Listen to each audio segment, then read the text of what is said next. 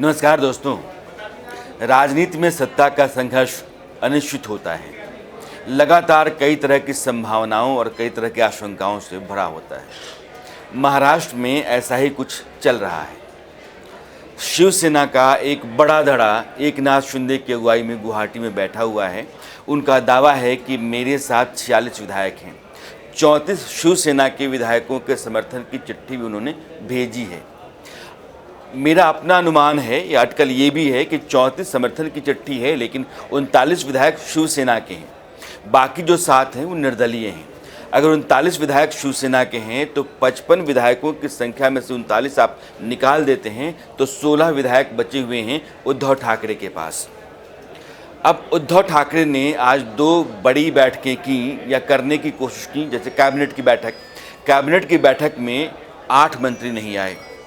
उन्होंने शाम को विधायकों की बैठक बुलाई, लेकिन उसको टाल दिया और बाद में संबोधन किया। यह संबोधन जो है वो बहुत हद तक इमोशनल स्पीच थी। उन्होंने शिवसैनिकों को, खास करके एकनाथ शिंदे की अगुवाई में गुवाहाटी में जाकर के बैठे शिवसेना के विधायकों को संबोधित करने की कोशिश की और कहीं न कहीं इशारा दिया कि आप लोग आ जाइए, आप लोग जो कहेंगे हम मान लेंगे। उनके बयान की 3 बातें हैं। पहली बात ये कि जाकर के सूरत में पार्टी के खिलाफ बयान देने या मेरे खिलाफ बयान देने की क्या ज़रूरत थी, मेरे सामने ही कहते। अगर मुझे ही हटना है तो मैं कभी भी हटने को तैयार हूं और कोई शिवसैनिक मेरी जगह पर मुख्यमंत्री बनता है तो मुझे खुशी होगी। इसी माहौल में इस संबोधन के बाद शरद पवार मिलते हैं उद्धव ठाकरे से और वो सलाह ये देते हैं कि आप एकनाथ शिंदे को मुख्यमंत्री बना दीजिए। अब खेल देखिए, यहाँ आकर के खेल अब 50-50 पर आ गया है। जो 90-10 का खेल चल रहा था शरद पवार के इस बयान, इस सलाह के बाद से वो बराबर पर आ गया। एकनाथ शिंदे को अगर मुख्यमंत्री बना दिया जाता है शिवसेना की तरफ से और यह अघाड़ी सरकार चल जाती है गठबंधन की, तो बीजेपी की पूरी कोशिश पर पानी फिर जाएगा। हालांकि बीजेपी ने इस खेल से अपने आप को अलग रखा है। बार बार एकनाथ शिंदे ने यह कहा है कि बीजेपी की तरफ से कोई प्रस्ताव मुझे नहीं आया है और बीजेपी किसी नेता से इस मामले में हमारा कोई संपर्क नहीं है। मगर 3-4 सवाल हैं जिन पर विचार करना बहुत ज़रूरी है। खेल सत्ता का है और वही महाराष्ट्र जैसे मालदार राज्य का।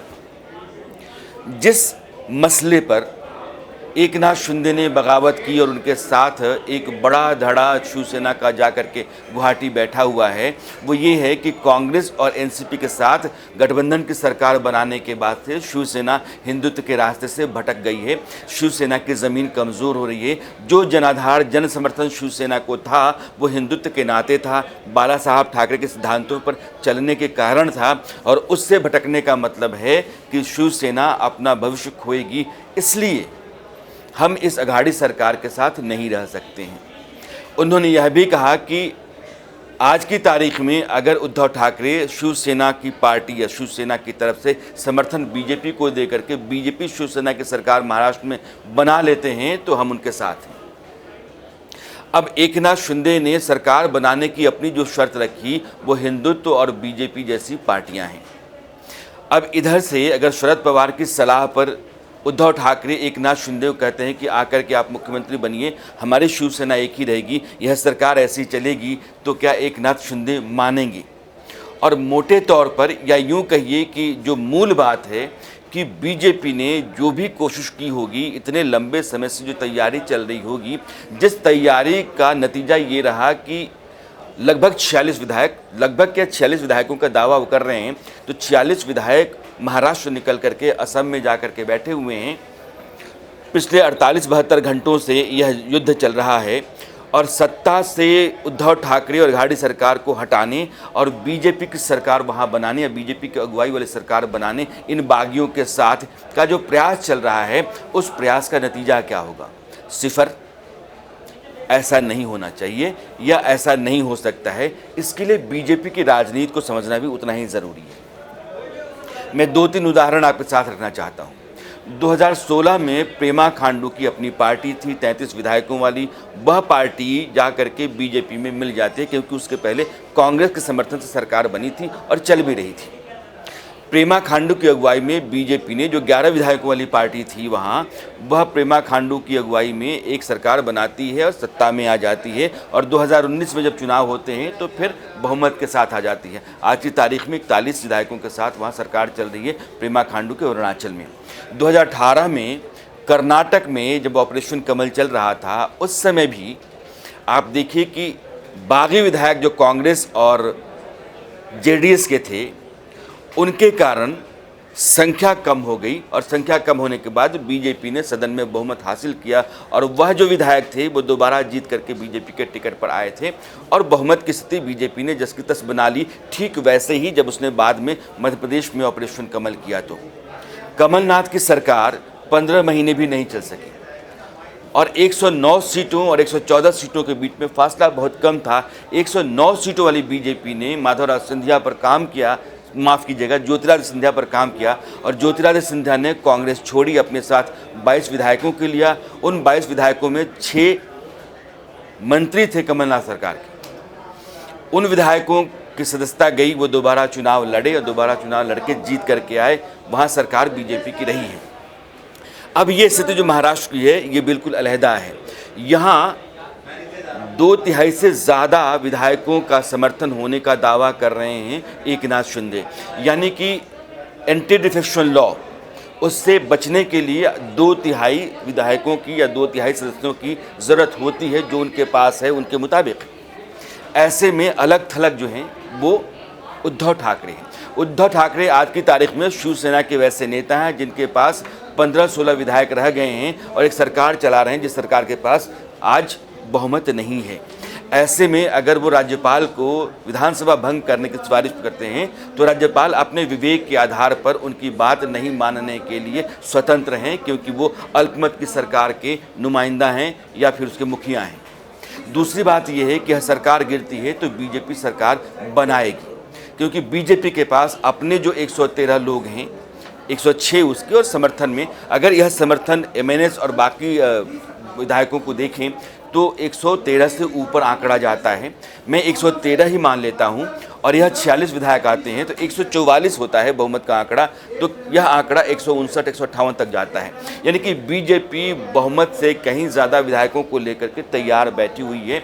स्थिति केवल संवैधानिक संकट का है या फिर उस धड़े के आकर के दोबारा शिवसेना के साथ उद्धव ठाकरे के साथ खड़ा हो जाने का है। अगर एकनाथ शिंदे को यह ऑफर जाता है कि आप आइए, आपकी अगुवाई में यही अघाड़ी सरकार चलेगी और शिवसेना की तरफ से मुख्यमंत्री आप होंगे, और शिंदे अपनी पूरे दलबल को लेकर के महाराष्ट्र लौट आते हैं, सरकार बन जाती है, चल जाती है, तो फिर बीजेपी के लिए बहुत बड़े नुकसान का सौदा होगा ये।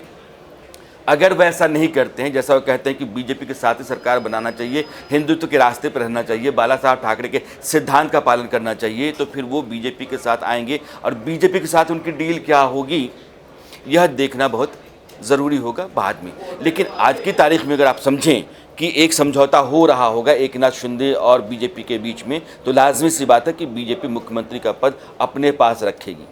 और यही जो बाजी है वो एनसीपी और शिवसेना ने जो ऑफर किया है, शरद पवार ने जो उद्धव ठाकरे को सलाह दी है कि आप मुख्यमंत्री एकनाथ शिंदे को बनाइए, तो एकनाथ शिंदे के पास बीजेपी के साथ बनती हुई सरकार में उप मुख्यमंत्री का पद होगा, और यह जो सरकार चल रही है इस सरकार में लौट करके आने के बाद मुख्यमंत्री का पद होगा।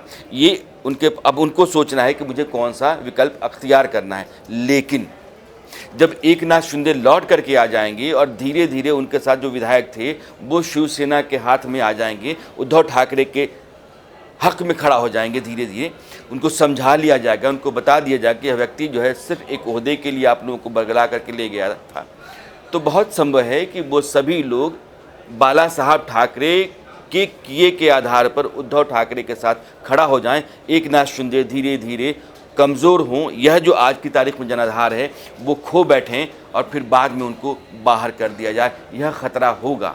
तो यह जो ऑफ़र है उनके लिए तलवार की धार पर चलने जैसा है, और एक जो विकल्प वो लेकर के चल रहे हैं उस विकल्प में लंबे समय तक चलने की गुंजाइश है उप मुख्यमंत्री के तौर पर। अब यह दोनों विकल्प है, लेकिन महाराष्ट्र की राजनीति में अब परमुटेशन कॉम्बिनेशन, यानी कि क्या इधर से क्या जोड़ा जाएगा, इधर से क्या घटाया जाएगा, या इधर क्या जुड़ेगा इधर क्या घटेगा, ये चल रहा है। और एक तरीके से सस्पेंस है इस पॉलिटिक्स में और इस लड़ाई में भी। तो अभी ये लड़ाई कई सवालों में, कई संशय में और कई तरह की संभावनाओं में फंसी हुई है। आगे यह देखिए कि होता है क्या।